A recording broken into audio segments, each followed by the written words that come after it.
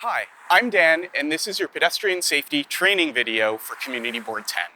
Thanks so much for volunteering to help make the neighborhood safer.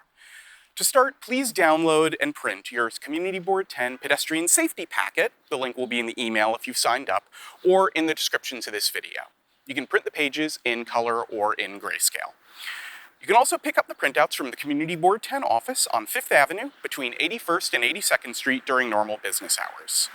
Your safety packet will include 5 forms that you'll be filling out for the intersection you want to survey. You'll be using all of them for each location, so be sure to print out an extra set for every intersection you've been assigned, plus a few extra, especially for busy intersections with lots of pedestrians. Once you've gathered up your forms, grab a clipboard and a pen or pencil and head out. If you don't have a clipboard, we have a few on hand at the Community Board 10 office, or shop local, grab one from your local 99-cent store. If you've signed up to volunteer with us, you'll have received an email with some priority intersections we'd like you to cover. But if you haven't signed up, or if you've already completed your assigned intersections, you can check out a list of locations that we'd like data on and what has or hasn't already been covered at the link below. Oh, and one last thing before we start, feel free to bring a friend or family member along to help. Many of these surveys will go a lot faster if you split up the work between multiple people at the same time. Your first form will be a sidewalk user count. This will involve you walking over to a sidewalk mid-block and counting the number of people that aren't in a car or motorcycle. To begin, fill out the location at the top of the page.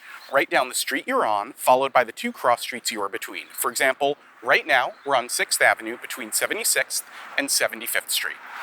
Next, fill in the current time. You'll be counting for at least 15 minutes. Then, fill in the current date, and finally, your full name. You'll begin counting pedestrians on both sides of the street, as well as cyclists in the road. Because age is a major factor in how likely you are to get injured in a crash, we're interested in tracking the mix of pedestrian ages in an area. So instead of tallying, please write a letter for every pedestrian in your count. A for an adult, O for an older adult, and C for a child or teenager. An older adult is anyone over 65, and the child category is for anyone 19 or under. If you're unsure, just write down A for adult. If you want to tally quickly, it's okay to skip the line in the A, writing a upside-down triangle without a bottom or an upward-facing arrow, like this. You'll be using the large box for most of your count, but keep an eye out for certain types of sidewalk users. If you spot these, you'll mark them down on one of the smaller boxes at the bottom of your sheet. For example, a kid pedaling a bike would mean you mark a C in the pedaled bike lane. An adult delivery worker on an e-bike would be an A in the motorized bike section, while an older adult in a wheelchair would be an O in the wheelchair section. As a note, please do mark down cyclists who pass on the sidewalk, in a bike lane, or in the road. You don't need to indicate if they're on the sidewalk or not. Not yet. We'll be doing that in a later form. Be sure to count each person only once. Don't mark them in multiple boxes. For example, if someone might qualify for multiple categories, for example, a person walking a dog while using a cane, mark them in the box that's highest up on the page. In this case, they'd be marked in the walker cane box. Some areas are particularly busy, like the main avenues. In that case, it might be helpful to break down your work into multiple 15-minute chunks. To do this, focus only on a single location, not the entire street. Write the area you're focusing on next to one of the endpoint boxes in the middle of your page. For example, right now I'm only focusing on the east side of 5th Avenue. If the area is too busy to count accurately, you can also focus only on people moving in a specific direction. Right now, for example, I'm only counting the bike lane and only cyclists heading north on 7th Avenue. Once you've narrowed down your focus, fill out the form normally, counting for at least 15 minutes. Then, go back and do the other areas you didn't focus on a fresh sheet. Once you've been counting for at least 15 minutes, feel free to stop and write down the end time on your sheet. If there haven't been that many pedestrians, feel free to count longer, but it's not necessary. Finally, if you have any comments or anything unusual you saw while you were counting, feel free to write down your comments on the back of the sheet. You can also use the back of the sheet if you run out of room while counting. Just draw some new boxes and label them appropriately. Before we continue, I'd like to say you don't have to do all of these surveys one after the other. It's okay to take breaks and come back another time. That said, your next few forms will be very similar to the sidewalk user count that you just did, but instead of counting everyone, you're going to only be counting if a person or vehicle is doing something very specific. So flip to Form 2, the Safety Survey for Pedestrian Behavior. For this form, you'll be spending 15 minutes observing pedestrians crossing a specific intersection and watching out for and counting 8 specific kinds of behavior. To begin, fill in the location at the top of the page. Write down the street and cross street. For example, right now, we're on 6th Avenue and 77th Street. Note that unlike the sidewalk user count, you'll be at an intersection, not mid-block. Next, fill in the current time. You'll be watching for about 15 minutes, and then fill in the current date and finally your full name. For this survey, you won't be counting every pedestrian. You'll only count someone if they're doing one of 8 very specific behaviors. Find a spot where you can comfortably see the whole intersection, and take at least 15 minutes to watch for these following behaviors. First, you'll want to look for aborted crossings. This means that a pedestrian steps into the crosswalk, maybe takes a look around a parked car, but then reevaluates and decides they need to step back onto the curb. At the same time, you'll be looking for jaywalking. This means a pedestrian crossed close to an intersection, but didn't cross at the crosswalk. Don't bother counting people only a foot or 2 away from the intersection. Instead, count it if they were maybe 5 or 6 feet away or about a car's length. And don't bother counting people that are more than half the block away from you. Also, look for moments where pedestrians in a crosswalk had to walk around a vehicle that was stopped or otherwise blocking the crosswalk or pedestrian ramp. This could be a car that crept up toward a light, a delivery vehicle parked in the pedestrian ramp, or a bike that is blocking the crosswalk. And by the way, if a pedestrian had to go around a motor vehicle, count each pedestrian that had to go out of their way to go around that vehicle. In addition, look for moments when the crossing signal time was too short. That means a person began crossing the street before the light started blinking, but didn't manage to finish before it turned solid red. If there's no pedestrian crosswalk signal at the intersection, feel free to write NA in the box, not applicable. Simultaneously, count the number of pedestrians who crossed against the light. That means the pedestrian crossed at a crosswalk even though the pedestrian signal was red. And if there's no pedestrian crosswalk signal at the intersection, again, write NA, not applicable. The 6th behavior you'll look for is a hurried crossing, a moment when a pedestrian clearly had to run, jog, or otherwise speed up in order to avoid an oncoming vehicle. Next, watch out for that same behavior, only for a person trying to run to catch a bus on the opposite side of the street. Finally, the last behavior you're going to be looking for is a pedestrian who began crossing the street, but stopped in the middle of the road to let a car pass in front of them before continuing on their way. Like the previous form, you'll be marking people based on their apparent age. A for an adult, C for a child or teenager, and O for an older adult, someone 65 or older. And if you're not sure, just write down A for adult. Remember, do not count anyone more than once, and if you run out of room in one of the boxes, simply flip over your page, add a new box, and label it appropriately, and fill it in from there. If your intersection is particularly busy, you can limit the kinds of behavior you're looking for, so you don't need to keep all 8 behaviors in your head at once. Just cross out the boxes you aren't counting. For example, here I'm deciding not to pay attention to the crossing signals, so I'm crossing out the signal too short and crossed against the light boxes. Instead, when I'm done with this form, I'll do another 15-minute count of the intersection, this time only observing the boxes I crossed out previously. If you want to break it down even further, you can do a form for individual crosswalks and not the whole intersection.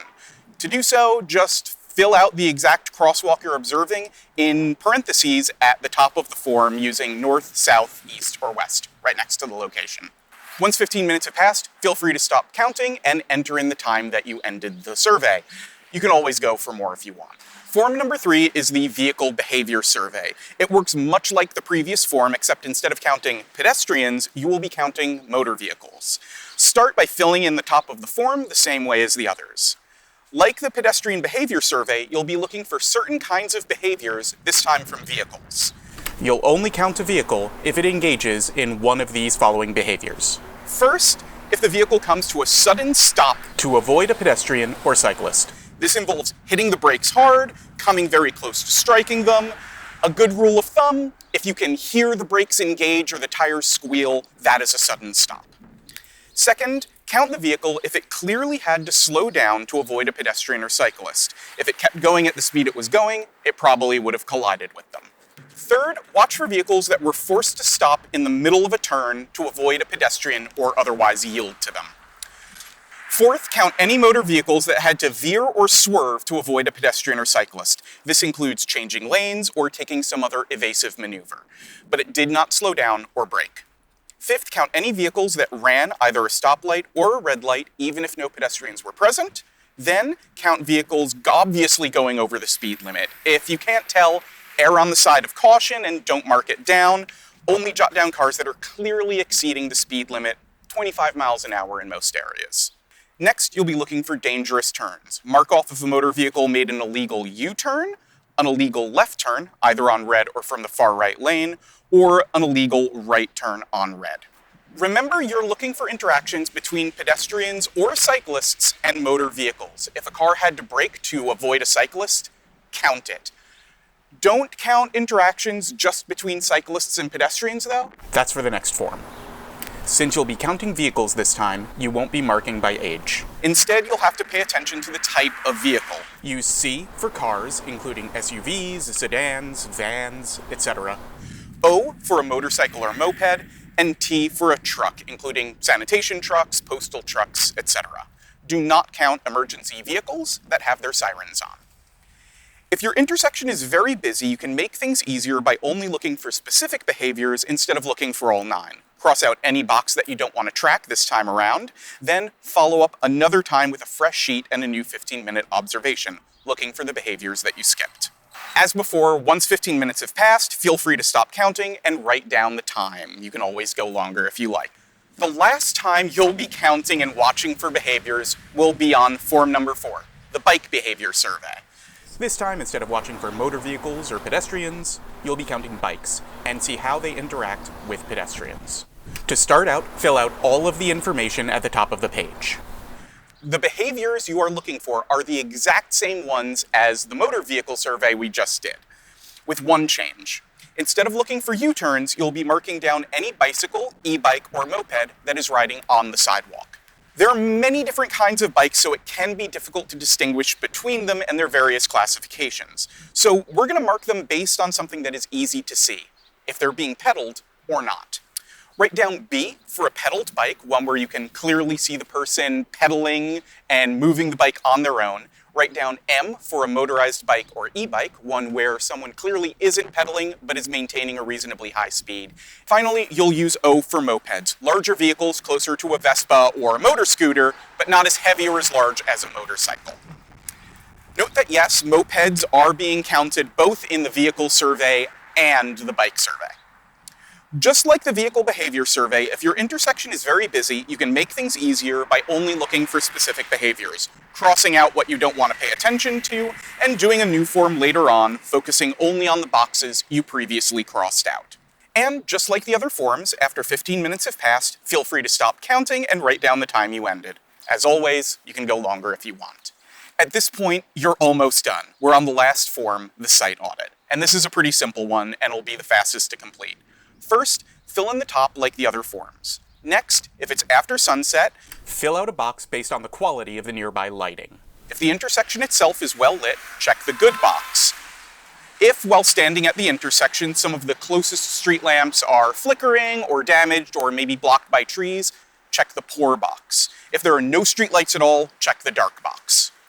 For the next step, flip over the sheet to the blank side. Some of you may have packets with pre-printed Google Maps on there. Others will just see a blank page. Your goal is to sketch the intersection. No need to make it perfect, just a general idea of where the roads and crosswalks are. Then, using the 2-letter codes on the front side of the sheet, indicate the condition that various safety features are in. Specifically, you'll be looking at the condition of 1, crosswalks to see if they're all painted correctly and not wearing away. 2, the ADA ramps to make sure that they're accessible and smooth for wheelchair users. 3, audible signals, which you'll touch to see if they're audible and working.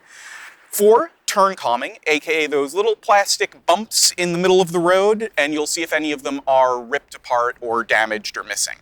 5, bollards and plastic delineators to see if any are knocked down or missing. And finally, daylighting, areas that are marked off near the corners with stripes where you're not allowed to park. You'll indicate if cars are indeed parked there. The sheet has photos printed onto it showing an example of each kind of condition. For example, we have a photo of what we consider a poor ADA ramp, so you have an idea about how to mark things.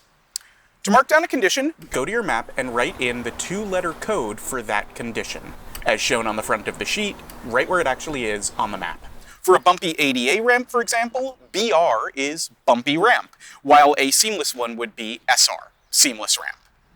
If something doesn't exist at the intersection, for example, an audible signal button, just don't bother writing it down, leave it off the map.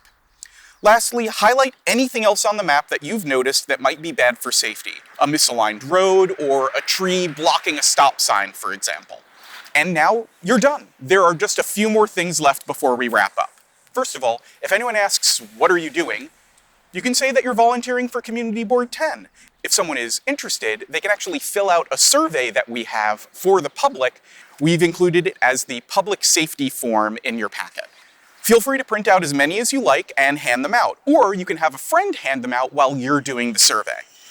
The surveys have just a few quick questions for people to answer, and then they can hand them back to you or deliver them to the Community Board 10 office. But if they want, they can also scan the QR code at the top right corner, which will bring them to a digital submission form, and they can fill that out at their leisure. Next, there are a couple of things you should not be counting. Don't bother surveying an intersection if there's construction or some other strange condition affecting traffic, like a traffic jam caused by the upper level of the Verrazano being closed. Second, don't count if it's raining or the weather is really bad. And finally, stay safe yourself. Don't put yourself into any danger and stay aware while you're conducting the survey. If you're unable to survey an intersection, just send us an email to let us know, and if you want, choose a different intersection out of the priority intersections that we've assigned at the link below. Lastly, you need to know how to get those forms back to us. So, there are 3 ways that you can do that. First, you can bring the form back to Community Board 10 and just drop it off physically. Second, you can scan or take photos of your forms. Make sure to take photos of both sides of the page. You can send them to the email that gave you your assignments, or Community Board 10's email at bk10@cb.nyc.gov. Lastly, you can save us some time and submit your forms digitally. Go back home and use the following link or the one below in the description. Here, you can upload either a scan or photo of your documents, or you can do us a favor and count up your own tally marks, put down the final numbers, and click Submit for each form. That's it. Thank you so much for volunteering to help out and making our community a safer place.